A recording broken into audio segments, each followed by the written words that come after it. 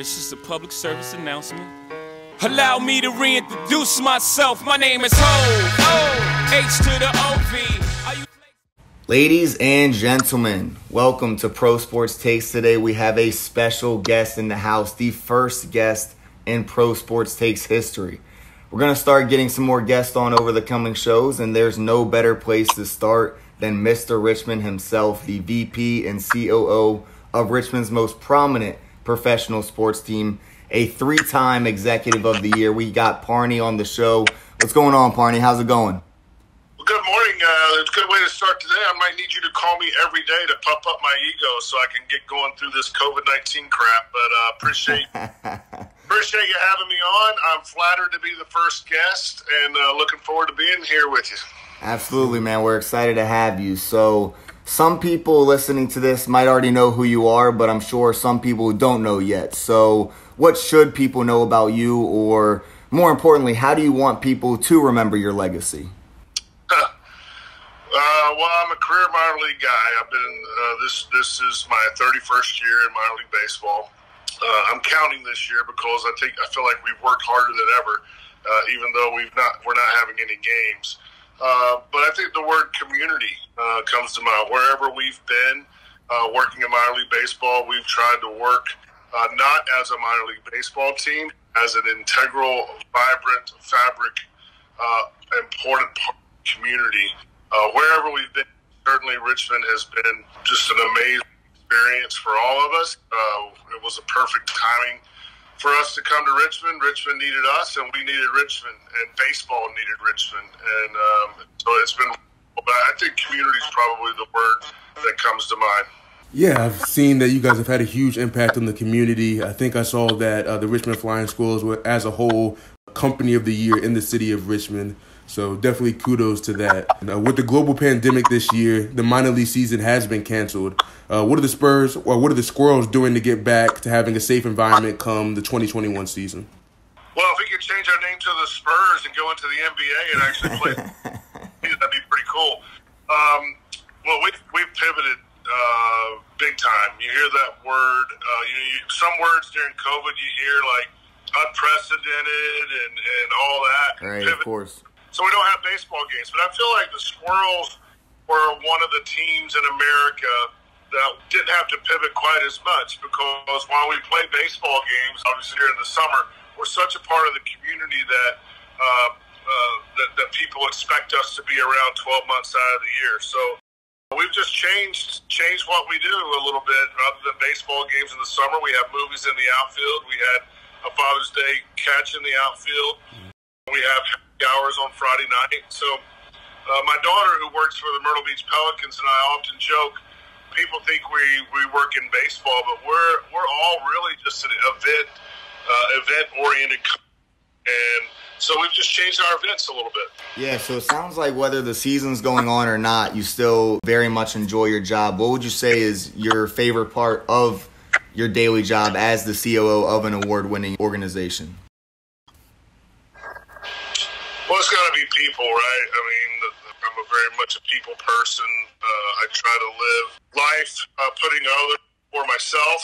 Coach Rhodes at VCU and I talk about all the time. We're very close. Living a life where others are more important than yourself is just that leads to a positive life, right? And I think that's very, very important. And being around people is the most important thing.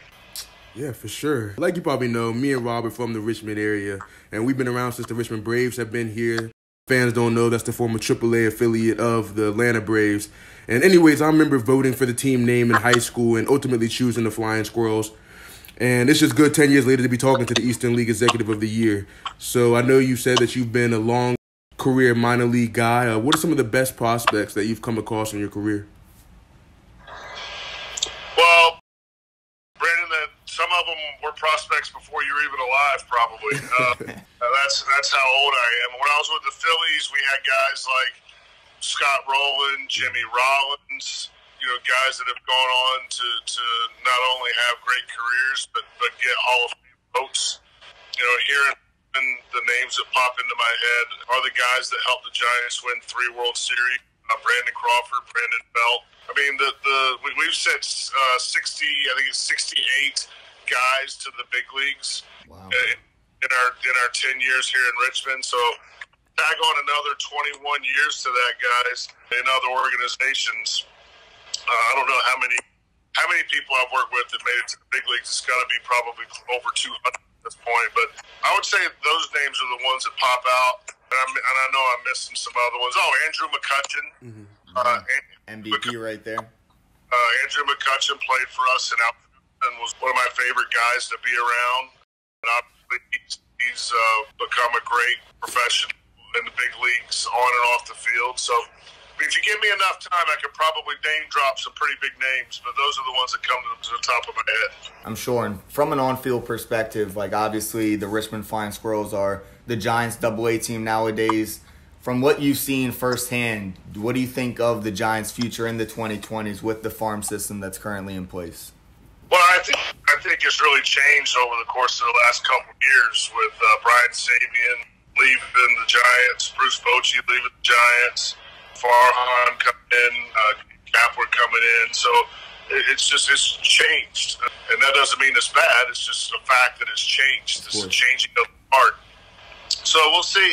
You know, they've drafted fairly high the last couple of years. Obviously, that will have an effect. The draft going to 5 rounds this year. Their ability to sign undrafted free agents is going to be tested like it is with all the other major league teams. We haven't had winning teams on the field consistently. That has not affected our attendance. That has not affected our connection to the community. At the same time, though, to send 68 guys to the big leagues in a little over 10 is a higher number than you would hear. I mean, that's a pretty significantly high number, averaging 7 guys if you round up. Because my grades were so bad in school, I always rounded up because that made it sound. Always got to round up. Yeah, so 7 per year is a pretty high number. They've obviously done a good job of running guys through Richmond on their way to the big leagues, and we'll just see what happens. For sure. And recently I remember seeing some renovations to the diamonds. I think it was about last year. Y'all moved the outfield wall in about 10 feet. And I'm sure that has something to do with hitting more home runs, and not many minor league catchers do that better than Joey Bart. And if you're a Giants fan right now, many things can make you more excited than the anticipated first game of the top prospect. Bart's the former 2nd overall pick who's dealt with some broken bones over the last 2 years of his career. But he has the potential to get called up this year and possibly push Buster Posey out of a starting spot. And I know it's rare for a team to have the best catcher in the league, talking about Buster Posey, but it has to be more rare for their heir apparent to have the tools to become the best catcher in the league as well. So can you tell us a little bit about Joey Bart's impact and the potential he could have in San Francisco? Well, I don't think anybody's pushing Buster out anywhere. I think if Buster, I mean, obviously he's opted out for this year and he's not playing, but if he moves to another position, it'll be to elongate his career, and I think that's positive for Buster. Buster's one of the greatest Giants of all time. Joey Bart is one of those guys, and I've been around him a few times. Scott Rowland was one. I mentioned Jimmy Rollins. He was one. When you meet certain players off the field, they have it, whatever it is. They have a special air about them. They have an air of professionalism. They have an air of confidence. Joey Bart has all those things. Another thing, Andrew McCutcheon was the same way. Another thing that those guys have, the ball sounds different off their bat during batting practice. Right. Once I got used to those guys being around, I could tell just by the sound, if I was around the field, I could tell when those guys were taking BP. The same for Joey. All those things apply to Joey. He's got a hugely great future in front of him, and he goes about his business in a very, very, very positive way, and I was very impressed with him. I'm really sad that we didn't get to see him this year. I think our team on the field would have been really, really excellent. If you go back to August of last year, I mean, we stumbled out of the gate last year. We weren't very good win-loss wise on the field. But if you look at the last month of the season, the month of August, we had the best record in the league, and that was with guys like Joey Bart being here, guys like Elliot Ramos, who's another high prospect being here, Sean Jelly, who's a high prospect being here, a pitcher. So I feel like we really would have being good on the field, but I learned at the very beginning of COVID-19, if you sit around and you play what if, you just drive yourself even more crazy. So we're not going to play what if here. Yeah, I think people have now kind of gotten a chance to understand the charisma you have about yourself and understand how important community is to you. If you've seen any episode of Pro Sports Takes It All, the show is all about making bold predictions that are actually likely to happen. And today's take is actually about the greatest catcher of the 2020s. So we kind of talked about Joey Bart a little bit. Do you think the 23-year-old could be potentially the top backstop of the decade? Well, I just watched Talladega Nights the other night, so I'm going to say don't put that pain on me, Ricky Bobby. I think this is a really pivotal year for a lot of people. Joey's at the taxi squad working out. This is just my own personal opinion. Nobody's told me anything, but I doubt that they would start his clock this year by calling him up in this abbreviated. But for sure, I think he's got all the talent. Like I said, he's got it, whatever that means. To sit here and say that he might be one of the top catcher in the big leagues someday. I think he's got a shot. So I don't think I would be going out of line by saying that. I also don't know what else is out there because I've pretty much been focused on our events company during COVID-19 right now. So honestly, I haven't even been watching much of the big leagues. I follow, who wins and who loses in the box scores every morning. But there have been long days and long nights here fighting through this COVID-19 thing from a business perspective. I bet. Yeah, and you made the point of Joey Bart possibly getting called up this year. And we have a lot of NFL and NBA fans that watch this show. So something that they might not know about the MLB, there's a lot of different levels. There's rookie, there's A, there's AA, AAA. And with this weird 60-game format, we can see a lot of players get called up and get that valuable experience that they usually wouldn't get. Could you kind of give us a little inside scoop on how organizations are kind of utilizing the 60-game season to get their prospects that experience? Well, I think they're doing it in a lot of different ways. You see the Chicago White Sox called up Nick Madrigal the other day, and he's playing. Like I said before, I don't know. Nobody's told me this personally, but I doubt that the Giants would call up Joey this summer in a short season and start his big clock. But other teams are handling it differently. I think that this is such a weird year. Of course. Everybody's just doing we have a saying around my house, we're all just doing the best we can. And everybody's handling this thing differently. Some people some people are doing things they've never done in their life because it's the way they can get through COVID-19. Same with organizations. Some people are going towards a youth movement. Some people are going the opposite way. Some people are filling the gaps with Band-Aids. I think you'll see it all over the map as people navigate their way through what hopefully will be a 60-game season. That's not even guaranteed at this point. Yeah.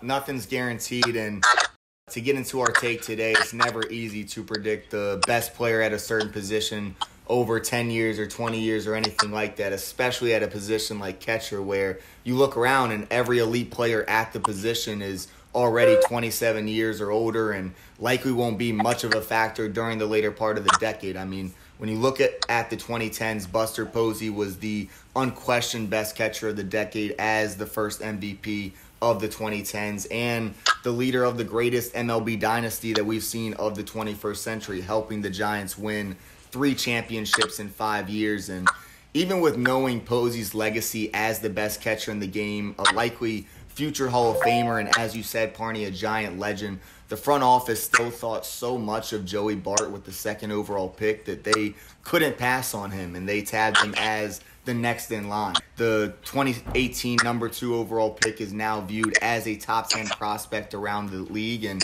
he's not just an excellent defender around the plate, but you heard from himself. He has that sound off the bat that just can make any fan kind of turn their heads, and he can also be an impact player at the plate. He controls the game well. He guns runners out trying to steal, and even though he won't be much of a base stealer himself, he can stretch those doubles into triples sometimes and score from second base on base hits. So we're talking about essentially a 5-tool type of catcher behind the plate with the athleticism and developed traits to excel at the big league level. And I'm sure most people view Adley Rutschman as the favorite for this decade's premier catcher, but with Posey being there in the Bay to mentor Bart too over the next few years of spring training or when he's finally called up, whether that be 2021 or the year coming, I expect Bart to flourish and really put some high-quality seasons together as an elite big league catcher. And I know Parney kind of, made his take, but here we gotta make statements, not sentences around here. So my take is that Joey Bart will be the greatest catcher of the 2020s. Yeah, kind of one of the funny things, I know you brought up Adley Rutschman. Joey Bart and Adley Rutschman could wind up being within 3 hours from each other, with Rutschman possibly making it to the Orioles this year, and of course Joey Bart possibly returning to Richmond once the minor leagues kick back off next season. But I'm going to have to go with Rutschman. Rutschman was the #1 pick of last year's draft. He has and the main reason why I'm going with him, he has that switch hitting potential with the 5 tool as well. He's been the best catching prospect since Joe Mauers came out. And he's actually rated the #4 MLB prospect right now. I think he probably has the best tools to become the best catcher at the end of his career. And obviously Joey Bart's going to give him a run for his money, but I think Rutschman's going to come out on top. Well, there you go. You got Adley Rutschman, you got Joey Bart, 2 of the top catching prospects in the game. Those are the guys to look for over the next 10 years. Parney, man, it was great having you on. It was great hearing more about what you got going on with the Richmond community. And I know anyone listening to this from Richmond knows how much you mean to the community and how much you've done over the 10-plus years that you've been there. Is there anything that the fans can do to help support any cause or anything that the Squirrels have going on? Well, if you're listening to this and you're from the Richmond area, Thursday and Saturdays we have movies in the outfield. It's a great experience for the families to come out and sit on blankets and socially distance squares. We literally painted off squares that are more than 6 feet apart away from each other in the outfield. It's a pretty cool situation. We're doing the best we can. And then on Fridays we have happy hours for people of all ages, but particularly people that are your guys' age, enjoy coming out in a socially distanced situation. And then also one of the things that's happening all across minor league baseball, all across the country, is people going to our websites and buying merchandise and wearing the Squirrels and other minor league baseball teams merchandise around in their communities just to keep us connected to people. We'll be back. We're really not going anywhere, but our games will be back, and we're looking forward to that. And I firmly believe every day of my life that when we get back, everything's going to be better. The beer's going to be colder. The hot dog's going to taste better. The umpires might even get their calls right next Wouldn't that be something? So just got to stay positive, everybody. It's the hardest thing any of us have ever gone through, but I promise you there are brighter days ahead. You guys heard them, man. The initiatives are there. Come out. There's nothing better than baseball and a cold brew. Check out the website. The merchandise is there. There's not a better logo or team than the Flying Squirrels. So rep that red, rep those jerseys, and the attendance continues to go through the roof. We appreciate having you on the show, of course, and keep doing your thing. Yeah, show your support like Parney and Brandon said. And, when you have baseball coming back, you heard from the man himself. He's going to be back and better than ever. So really appreciate having you on, Parney, and looking forward to next year. Congratulations on all the things you're doing there. I'm proud of you, and look forward to seeing you all again soon. Have fun. Go nuts, everybody.